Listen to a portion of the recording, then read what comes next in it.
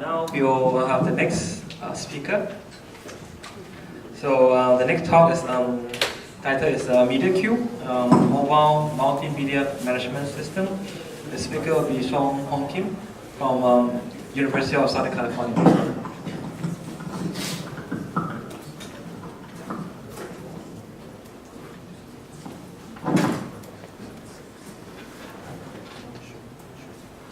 Okay, this is almost in the last session. Maybe at this time in the afternoon, you must be sleepy, and so I want to treat you, and then I want to provide you some interesting animations first.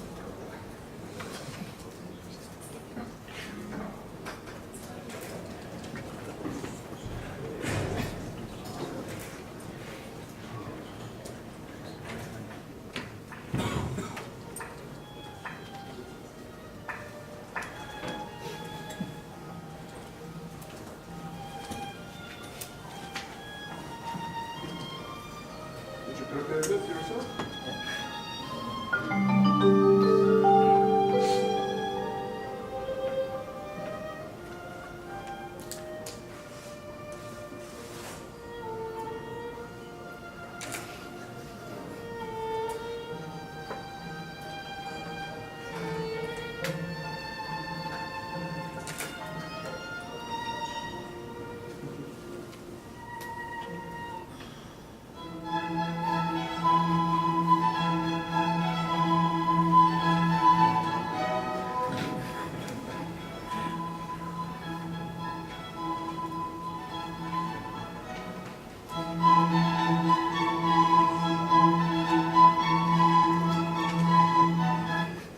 Okay, class. Open MediaQ. MediaQ record. It's a video. How can I start?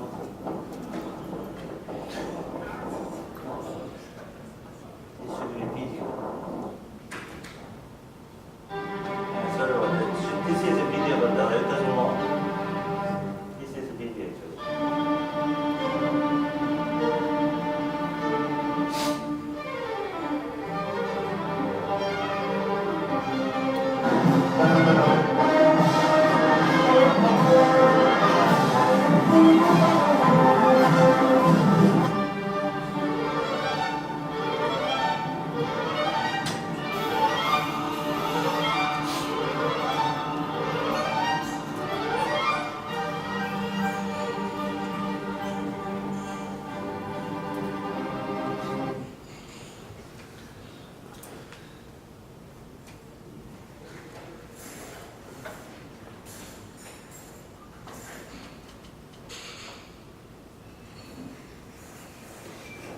Okay, that's it.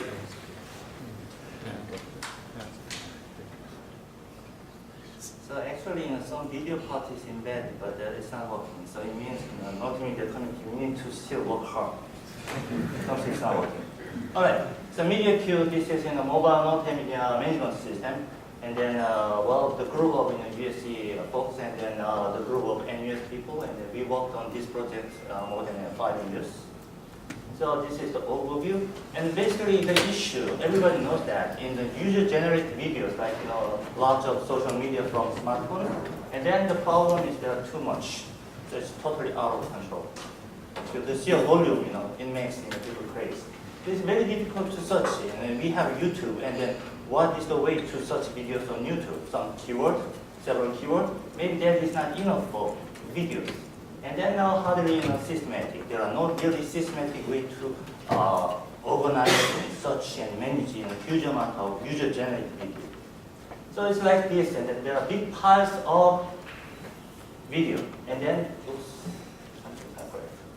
so well, it says that it may be there, and then the people they are supposed to find it. That is not good. So that's why we have a MediaQ system. I want to introduce the system as a kind of collecting, organizing, and searching and sharing system. And then one interesting part is, well, we include some kind of special crowdsourcing technique. So we can ask people to collect some media content for you. And then we focus on the mobile devices, because mobile devices has lots of sensors, and then we can use those sensors. So it provides some kind of capabilities, some new way new types of queries like directional query. We can consider the viewing direction in querying some videos. And then also new ways to manage some videos. And then for this purpose, and we are using geospatial technologies and then also some video analysis. So we are providing some close tie between spatial database technologies and the video technologies. Okay? And then this is the overview. All right. The first part is we have server, and then we have mobile devices, and then we want to sense the world using some metadata and then sensors. Like these W4 factors, when and where and who, what that we want to get from the mobile devices. So this part, we are deciding what to be collected and then how to collect. Again, while we are recording videos, and then we are automatically annotating the video using these W4 factors, location, time, and then object, and then even people. So again, this is how to organize and search part. We are using also the metadata, and then we try to search the huge amount of videos.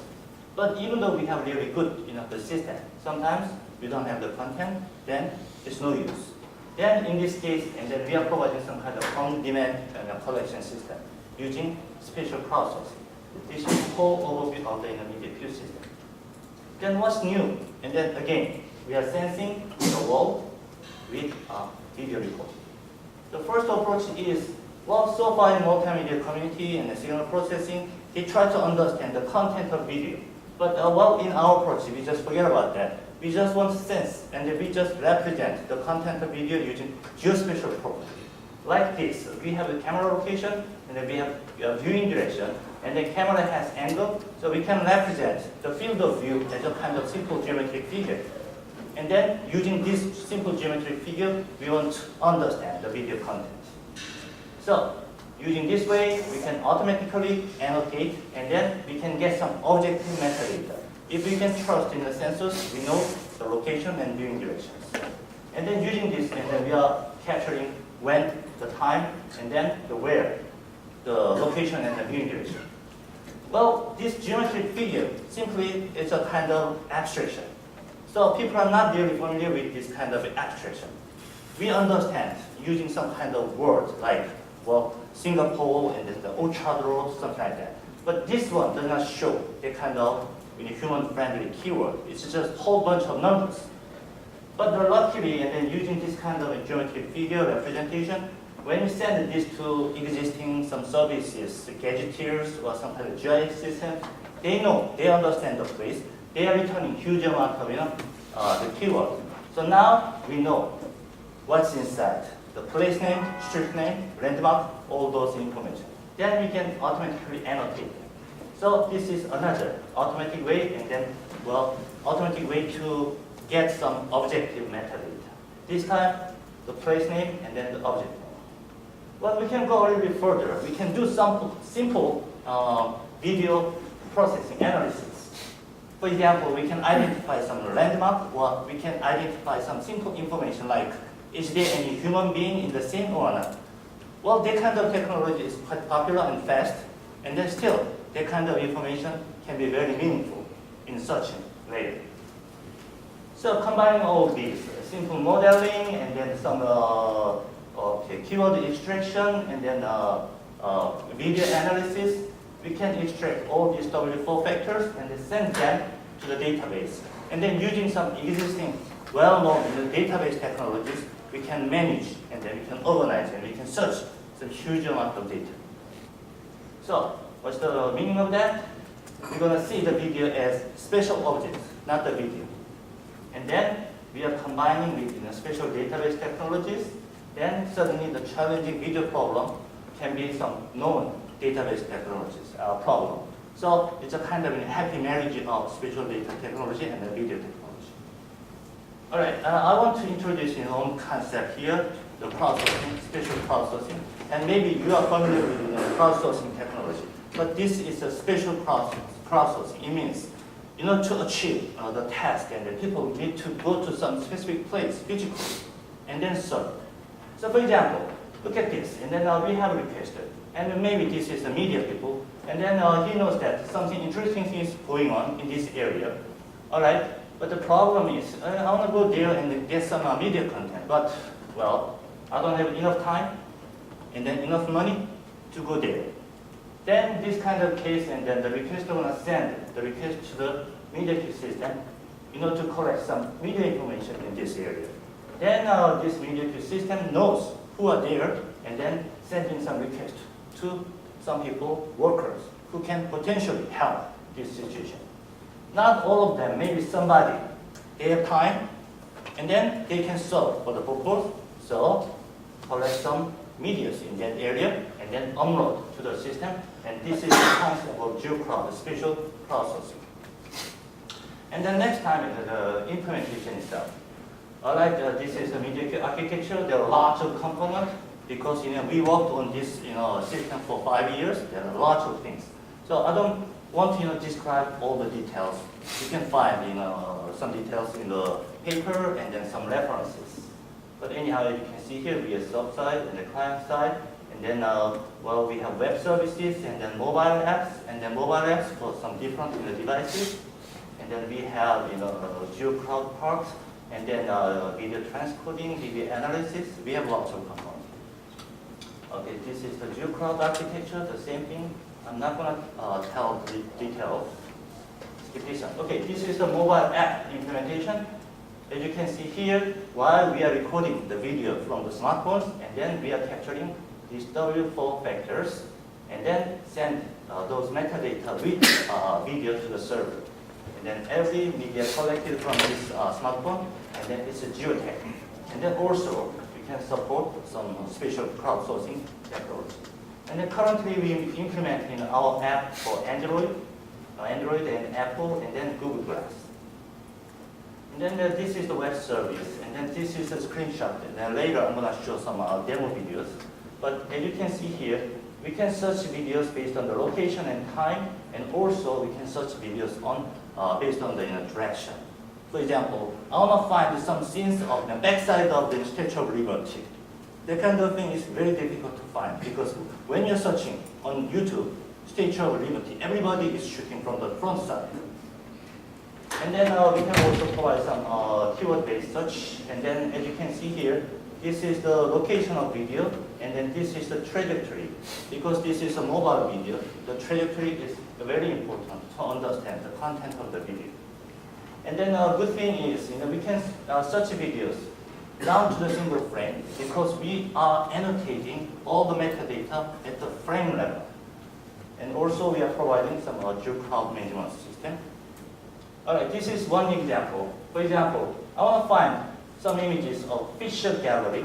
That is a gallery inside USC. And then not just in the gallery, but viewed from the south, some specific direction. So we can provide some input. This is the radio query, and then provide some kind of specific input, the viewing direction.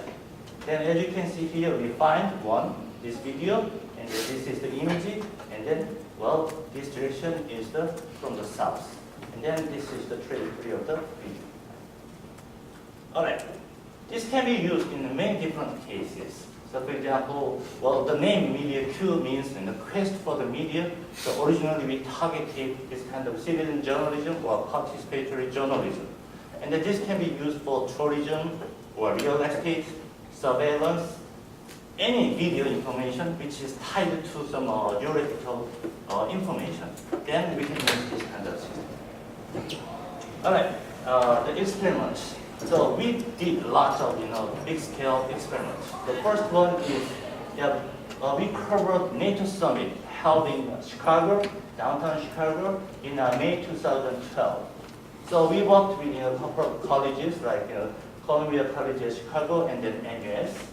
And then, well, using more than 20 journalism students from Columbia College at Chicago because they are located in the event.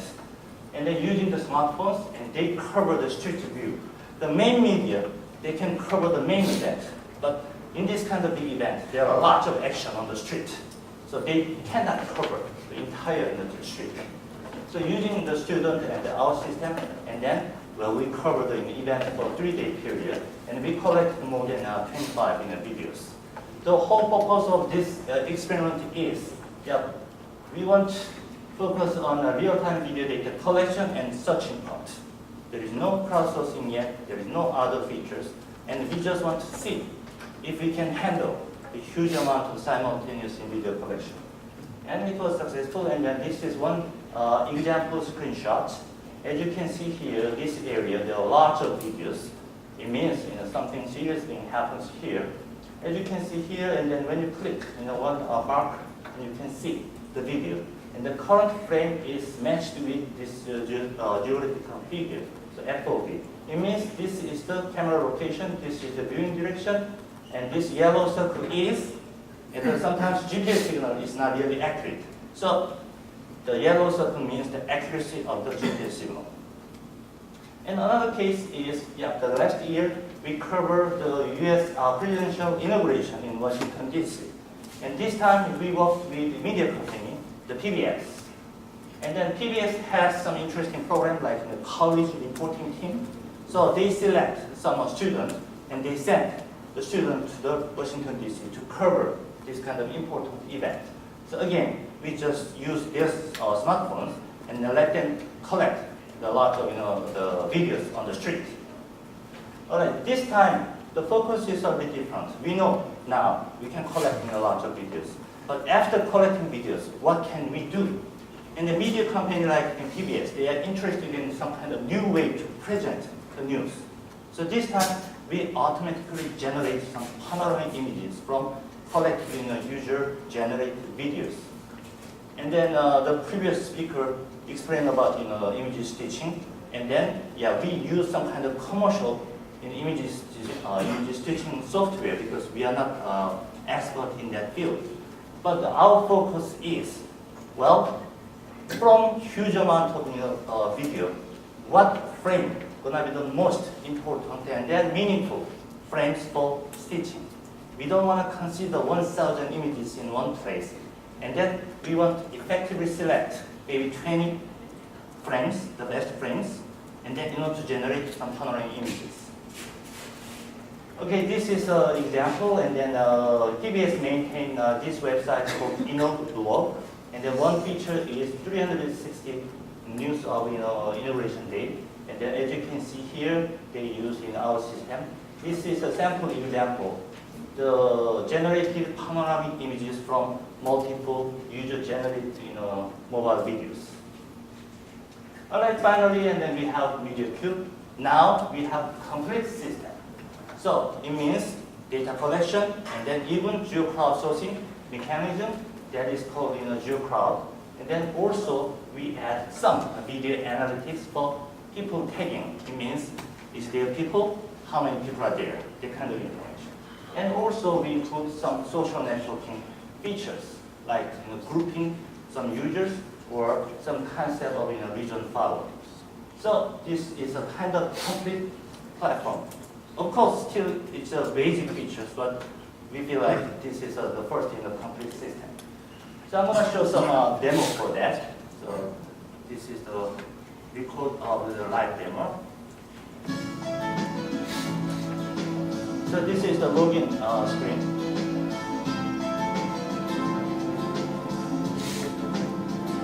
Something is not correct and the video is not playing.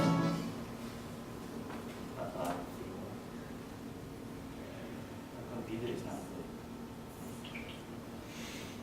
Sorry, I'm going to find this some separate.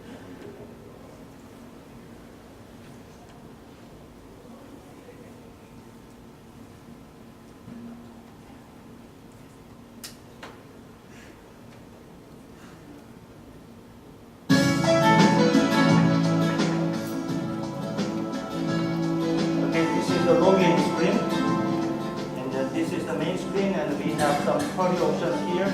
This is the range query. It means what you see is what you get. What you see is the automatic range. So you can find the larger videos in this area. And then each mark means individual video clip. So when you click, and then you can see the video. So while video is being played, and you can see the exact FOV. And this is the trajectory. By the way, so fast. So next one is range query. It's circular range, and you can control it. And then you can find only video that overlaps with that given range. So as you can see here, there is no video inside this circle, but as you can see here, this video trajectory goes this way and overlaps with the correct range. So we can find the correct videos.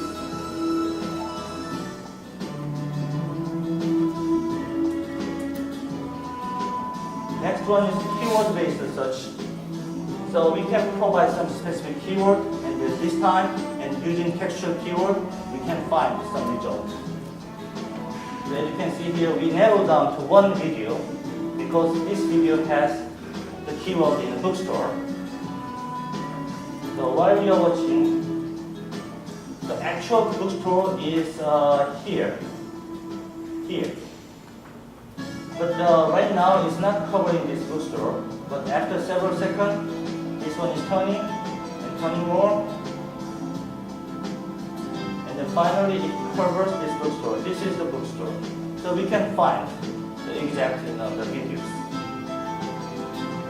Next one is the directional coding. Now we have this much output, but when you provide some specific direction, only one video qualifies that direction.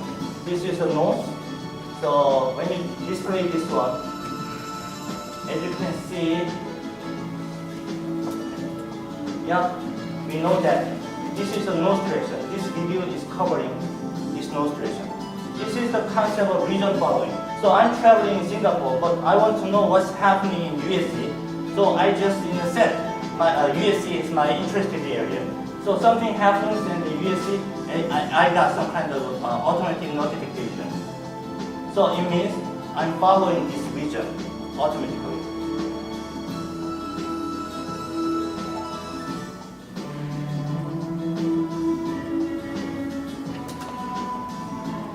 So this is the geocrowding, crowdsourcing concept. So it's map-based.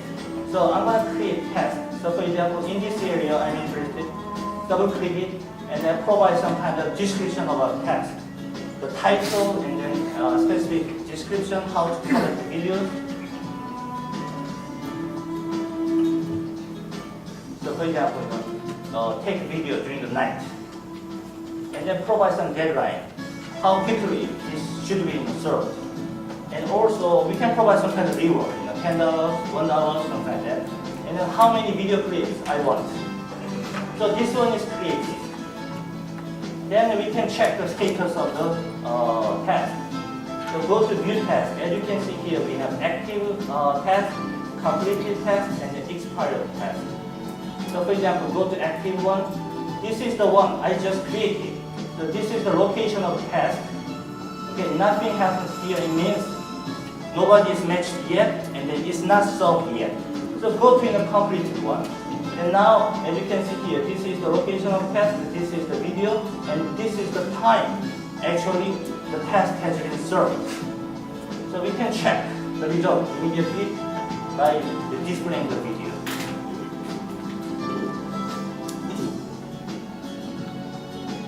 And then this is the mobile app. Yeah, this is the media queue.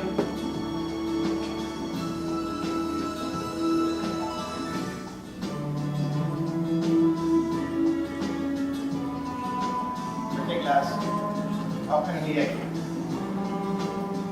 This is Google Glass. It's a voice activated. Okay, class.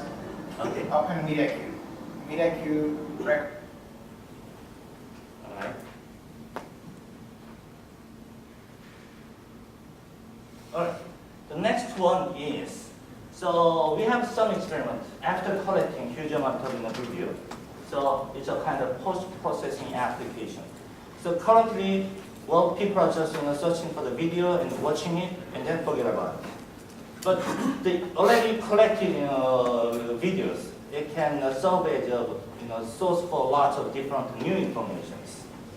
So the first approach is, we want to select some frames based on the location, camera location, and viewing direction, and we try to stitch them, to generate some panoramic images. As you can see here, this is a USC campus. We can generate some nice panoramic images from the collected videos from different people, from different smartphones. Another approach is the other way around. We have some interested point, and we can find frames toward that direction from all 360 degrees, and then we can automatically generate some 3D model. So this is one building at the USC campus. But as you can see here, there are some missing information. Definitely, the roof we cannot cover from the ground with smartphones. But this shows that some possibility. As long as we have enough amount of video data, we can automatically generate some nice basic 3D models. Okay, what's the next step? All right. Why not just indoor videos? And then currently we are depending on GPS signals for location. But indoor localization techniques, they are advancing every day. So quite soon we're going to have really accurate indoor localization technique. Then using that, and you can annotate the indoor videos too. Okay, not just in outdoor and indoors. And then drones are quite popular these days. It's pretty cheap. So usually they just have cameras, special cameras, and some special communication device. But how about put some smartphone here and using the media queue system, and then we have camera, and we already have the communication device. So we can cover from the sky. All right. So we got some attention from lots of different academic institutes. So now we are working together in releasing media queue system in 7 different countries. The USC, and then Beijing, Tsinghua University, South Korea, Busan National University, and Hong Kong University, and then Singapore, definitely Roger Zimmermann is here, and the NUS, and then KAUST in Saudi Arabia, and then Munich in Germany. So all together, we are installing servers independently first, and then we are testing, okay? And then we are expecting some more partners. Actually, that was in the last slide. And then these are the references about this system, all the way down to 2008. All right, thank you. And then the main theme of this media queue is bringing people's content to you in a very effective way. All right, so if you have any questions, then I can take some questions. It's a bit provocative, but what does it bring more than Google Street View? Google Street View is very static. So for example, if you want to some specific scene during some specific time of the year, for example, Christmas parade in New York City, can you find that kind of images and videos from Google Street? No. But this kind of thing, as long as people are contributing the content, you can immediately find those images. And then later we're going to add some new features like trajectory-based query. So it means from one location to another location, you're going to have some kind of feeling how that kind of query looks like. Yeah, we can generate that kind of thing, dynamic content. How do you scale actually? Because when you will have 1 billion of users. Okay, so actually right now, and we moved our entire system to cloud system in both Microsoft Azure and then Amazon. And then, of course, it doesn't solve the problem, but at least we can support some certain number of the users. And then also, indexing is very important to search some specific FOBs. Yeah, when we have millions of it should be real time. You should have the position on the compass updated every second, or if you want to be accurate. That's right. Well, data collection itself is real time, but once it is uploaded, and then it doesn't need to be in real time. We're going to have some kind of processing time. So uploaded video can be available, for example, after 1 minute, after 10 minutes, something like that. Yeah, I get this to time constraint. We probably have to take it offline. Okay. Yeah. Okay. Thanks for the second speaker. Right?